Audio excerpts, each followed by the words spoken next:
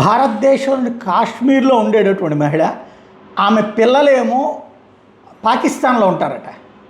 ఇక్కడ ప్రభుత్వం ఉచిత పథకాలు తీసుకుంటున్నాడు. ఆమె భర్త వచ్చినేమో పాకిస్తాన్లో ఉంటాడట. ఇప్పుడు తనకి పౌరసత్వం ఇక్కడ మిస్ అయింది, మమ్మల్ని కూడా వెళ్ళిపోమంటున్నారు, ఇమ్మిగ్రేషన్ కింద పరాయి దేశం వాళ్ళు ఇక్కడ ఉండటానికి వీల్లేదన్నా, నా భర్త ఇక్కడ ఉండటానికి వీలు లేకపోతే ఎట్లా? ఇది ఓ మహిళ ఆవేదన. बस मुझे ये जानना है। तो अब यहाँ पर आप आए हैं, क्या बोला गया है? कब तक वो कह रहे ऊपर से ऑर्डर है, ऊपर से ऑर्डर है। तो आप कितना टाइम में आपको वापस भेजने के लिए कहा जा रहा है? कल आज बोल दिया कि चले जाओ। लास्ट ईयर ही शादी।